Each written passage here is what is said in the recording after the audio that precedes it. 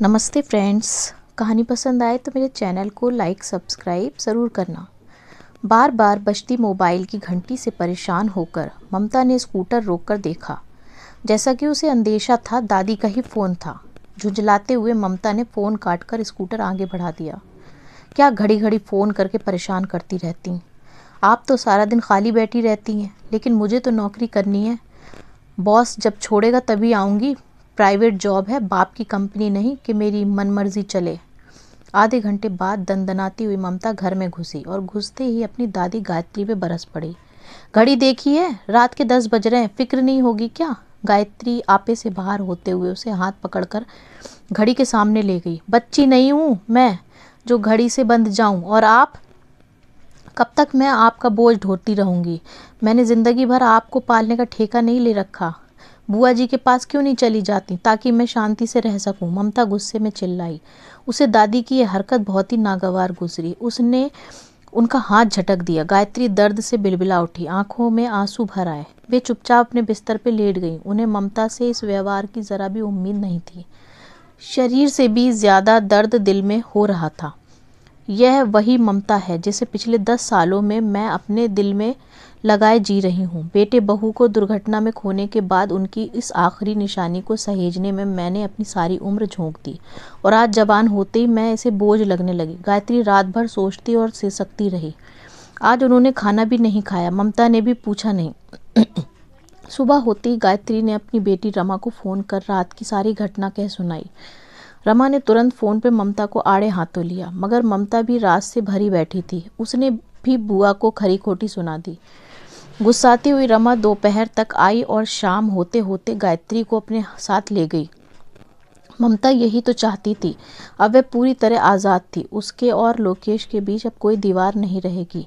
वह उसके साथ उन्मुक्त विचरण करेगी। लोकेश के साथ की कल्पना करते ही उसके गाल लाल हो गए। लोकेश उसका बॉस है। 40 साल के लोकेश और 25 साल की ममता की जोड़ी कहीं से भी मेल नहीं खाती, मगर इश्क उम्र कहाँ देखता है। वह तो बस हो जाता है। ममता को भी हो गया। लोकेश शादीशुदा है, मगर अपनी पत्नी को यहाँ शहर में अपने साथ नहीं रखता। वह गांव में उसके माँ बाप की सेवा करती है। लोकेश के 2 बच्चे भी हैं, मगर ममता को इन सब से कोई लेना देना नहीं। वह तो लोकेश की दीवानी है। कितना प्यार आता है उसे लोकेश पर जब वह उसकी बाँह छुड़ाकर ऑफिस से घर के लिए रवाना होती है और वह उसे दीवानों की तरह अपलक ताकता रहता है। लोकेश ने कितनी ही बार इशारों इशारों में ममता के साथ रात बिताने की इच्छा जाहिर की, मगर दादी के चलते वह उसे स्वीकार नहीं कर सकी। मगर अब वह दादी नाम की उस बेड़ी को उतार फेंक चुकी है। अब उसके पाँव को कोई नहीं रोक सकता लोकेश के पास जाने से। अभी परसों ही की बात है, जब वह ऑफिस से घर के लिए निकल रही थी, लोकेश ने रोमांटिक होते हुए उसका हाथ पकड़कर अपनी तरफ खींच लिया और फिर गुनगुनाया कि अभी ना जाओ छोड़कर, कि दिल अभी भरा नहीं। बस तभी से वह उसकी बाहों में पूरी तरह सिमट जाने को बेचैन हो उठी। लो मैं आ गई, अब कर लो अपनी हसरतें पूरी। सुबह सुबह ममता को आया देखकर लोकेश चौंक गया। उसके पीछे पीछे आती उस महिला को देखकर ममता भी सकपका गई। उस महिला ने अपनी प्रश्नवाचक नज़रें लोकेश पे गड़ा दी। यह ममता है, दिल्ली से आई है। आज यहाँ ऑफिस में मीटिंग है। मैंने ही इनसे कहा था कि सीधे घर आ जाएं, फिर साथ ही चलेंगे। ममता यह मालती है मेरी पत्नी। लोकेश ने स्थिति को संभालने की कोशिश की, लेकिन किसी आंतरिक डर के कारण उसकी लड़खड़ाती जबान को साफ साफ महसूस किया जा सकता था। ममता इस अप्रत्याशित स्थिति के लिए तैयार नहीं थी। वह अपने आप को बहुत अपमानित सा महसूस कर रही थी। उसने किसी तरह वहाँ 2 घंटे बिताया, फिर लोकेश के साथ गाड़ी में बैठ गई। उसका मूड उखड़ा हुआ था। अरे यार, तुम भी कमाल करती हो, इस तरह धमकने से पहले बता तो देती। लोकेश ने उसका मूड ठीक करने की कोशिश की। ममता चुप रही। यह तो मालती ज़रा सीधी सादी गांव की महिला है, वरना बवाल मच जाता। लोकेश ने फिर से बातचीत शुरू करने की कोशिश की। ममता खिड़की से बाहर देखती रही। ऑफिस आ चुका था। लोकेश ने गाड़ी पार्किंग में लगा दी। शाम को मेरा इंतज़ार करना, घर छोड़ दूंगा। लोकेश ने उसके गाल थपथपाने चाहे, मगर ममता ने उसका हाथ झटक दिया। आज उसका काम में ज़रा भी मन नहीं लग रहा था। वह तय भी नहीं कर पा रही थी कि यह लोकेश से सिर्फ नाराज़गी है या उनके रिश्तों में दरार पड़ चुकी है। वह लोकेश को तो चाहती थी, मगर मालती की मौजूदगी को स्वीकार नहीं कर पा रही थी। मालती की सच्चाई से वह वाकिफ थी, तो फिर दिल में दर्द क्यों महसूस कर रही है? आज यही रुकने का इरादा है क्या? कहो तो बिस्तर मंगवा लूं? लोकेश की आवाज़ सुनकर ममता चौंकी। कोई और दिन रहा होता तो उसका प्रस्ताव वह कबूल कर लेती, मगर उसका इस उत्साह बिल्कुल फीका हो चुका था। तुम्हें घर छोड़ दूं? लोकेश ने कहा तो ममता उसके पीछे चल दी। घर पहुंचते ही दिन भर से रोका हुआ उसके आंसुओं का बांध टूट गया और वह जोर जोर से रोने लगी। लोकेश ने उसे कस कर जकड़ लिया। ममता के पास कहने को बहुत कुछ था, मगर शब्दों का जैसे अकाल सा पड़ गया। वह रोती रही। लोकेश उसकी पीठ सहलाता रहा, उसके बालों में हाथ फिराता रहा, उसे चूमता रहा। दर्द और मानसिक पीड़ा से गुजरती हुई वह कब उसे समर्पित हो गई, दोनों को ही पता नहीं चला। सुनो ममता, प्रेम का रिश्ता बहुत नाजुक होता है, जरा सी ठेस से टूट जाता है। मालती को किसी तरह का कोई शक नहीं होना चाहिए। हमें बहुत सावधानी रखनी होगी। तुम समझ रही हो ना मेरी बात? जब तक वे यहाँ है तुम मुझे मैसेज या कॉल मत करना। व्हाट्सएप पर भी ज़रूरी हो तो ही मैसेज करना।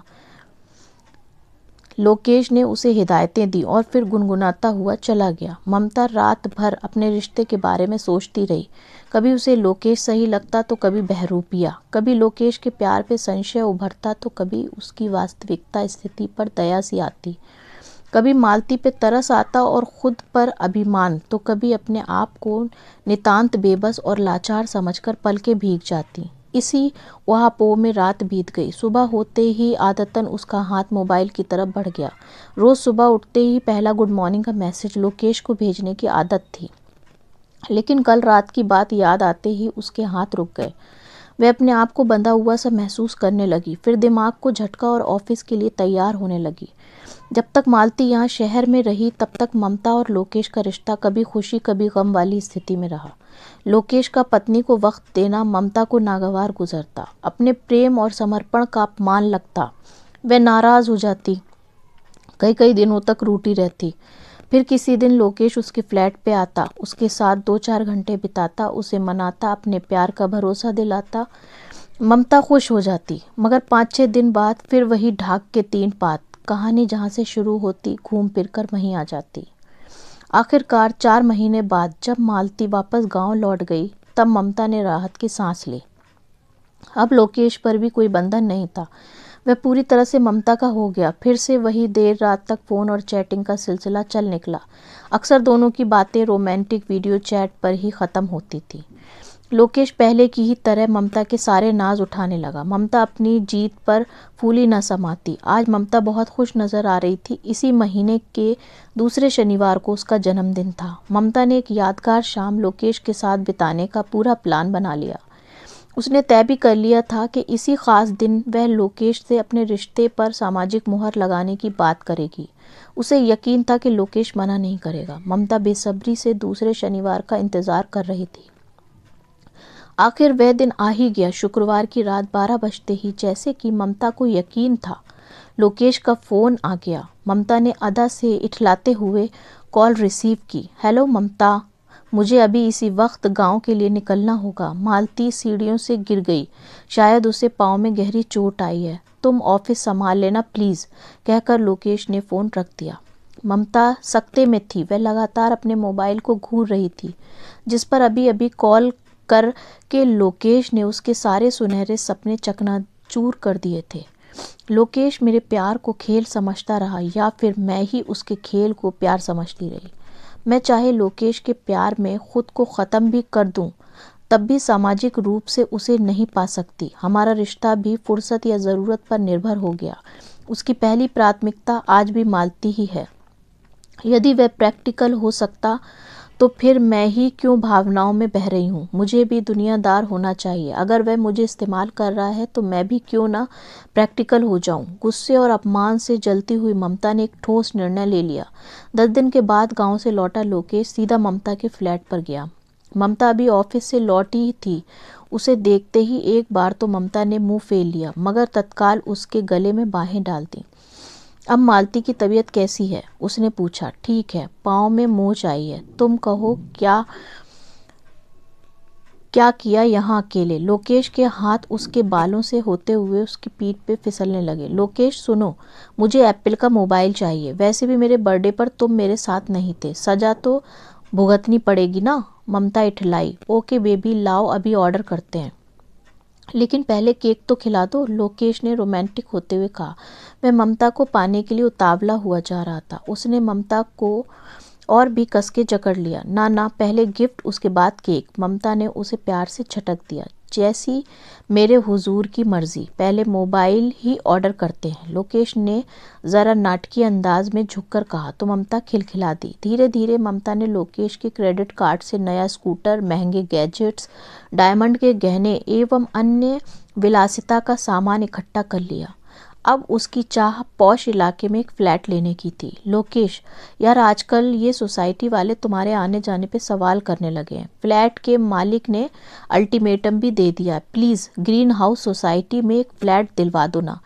डाउन पेमेंट तुम कर दो, किश्तें मैं चुका दूंगी। एक रात ममता ने लोकेश को शीशे में उतार ही लिया। फ्लैट की चाबी हाथ में आते ही ममता अपनी जीत पर झूम उठी। 40 का लोकेश अब 45 की तरफ बढ़ने लगा। मालती के कहने से लोकेश ने अपने बेटे को शहर के कॉलेज में एडमिशन दिलवा दिया। इस कारण ममता से उसका मिलना जुलना थोड़ा कम हो गया। आजकल वह ममता का झुकाव ऑफिस में आए विशाल की तरफ महसूस करने लगा था। ममता का उससे घुट घुट कर बातें करना लोकेश को फूटी आंख नहीं सुहाता। आजकल विशाल से कुछ ज़्यादा ही दोस्ती हो रही है। एक दिन आखिर चिढ़कर लोकेश ने कह ही दिया, मैंने कभी मालती को लेकर तुमसे कोई सवाल किया क्या? ममता ने प्रश्न के बदले में प्रश्न दागा। वह मेरी पत्नी है, हो सकता कल को मैं भी विशाल की पत्नी बन जाऊं। क्या बकवास कर रही हो तुम? ऐसा सोच भी कैसे सकती हो? क्या तुम मेरे साथ फुर्सत में टाइम पास कर रही थी? लोकेश तिलमिला उठा।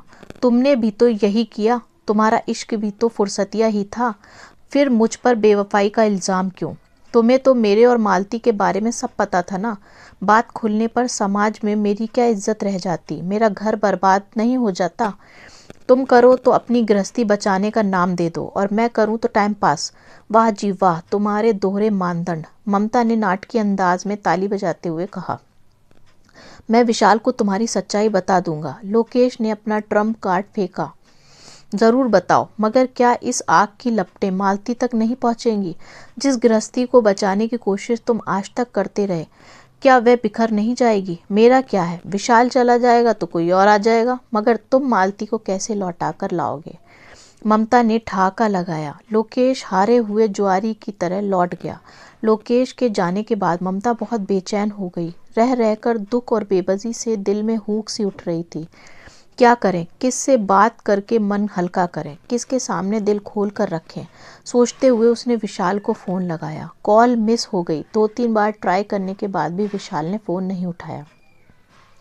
तभी एसएमएस अलर्ट बजा, घर वालों के साथ बैठा हूँ, बार बार फ़ोन करके परेशान मत करो, फ्री होकर कॉल करता हूँ। विशाल का मैसेज पढ़कर ममता की रुलाई फूट गई। फिर वही कड़वी सच्चाई, फुर्सत या ज़रूरत, बस विशाल का इश्क भी फुर्सतिया ही निकला। वह भी ज़रूरत या फुर्सत होने पर ही उसे याद करता है। लेकिन वही क्यों? मैं खुद भी तो यही कर रही थी, फुर्सत का टाइम पास। दुनिया में तमाम रिश्ते इसी सूरत में ही तो निभाए जा रहे हैं। ममता की आंखें भर आईं। तुम तो दुनियादारी जान गई थी ना, फिर यह शिकायत क्यों? उसके भीतर से आवाज़ आई। हाँ जान गई थी, मगर भौतिकता के पीछे भागते भागते मैं थक गई हूँ। कुछ देर निस्वार्थ प्रेम की ठंडी छाँव में बैठकर सुस्ताना चाहती हूँ। क्या यहाँ बिना स्वार्थ कोई रिश्ता नहीं निभाता? दादी, हाँ दादी ही हैं जिन्होंने मुझे निस्वार्थ प्रेम किया था।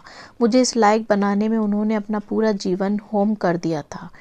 मगर मैंने क्या किया? अपनी ज़रूरत पूरी होते ही दूध में गिरी मक्खी की तरह निकाल कर फेंक दिया। मैं किस मुंह से उन्हें फ़ोन करूं? ममता दादी से किए अपने व्यवहार को याद कर ग्लानि से भर गई। नहीं, मुझे भरोसा है दादी मुझे ज़रूर माफ़ कर देंगी, ममता ने दिल ने कहा। भरोसा तो तुम्हें लोकेश और विशाल पर भी था ना? भीतर से विरोधी स्वर उभरे। वह प्यार नहीं बल्कि सौदा था। हम सभी एक दूसरे से प्यार के बदले कुछ उम्मीदें पाले हुए थे, मगर दादी ने मुझसे कभी कोई उम्मीद नहीं रखी। उन्होंने फुर्सत या ज़रूरत ना होते हुए भी सदा मेरा साथ दिया। मैं कल ही बुआ के घर जाकर उन्हें मना लाऊंगी। एक बार फिर सोच लो, कहीं अपमानित न होना पड़े। आखिर दादी भी तो इसी ग्रह की प्राणी है। मन से उसे चेताया, देखा जाएगा, कुछ और मिले न मिले। राज कपूर की फिल्म तीसरी कसम की तरह मिला एक सबक ही सही, मैं ज़रूर जाऊंगी। ममता अपने अंतस के विरोध पर विजय पा चुकी थी।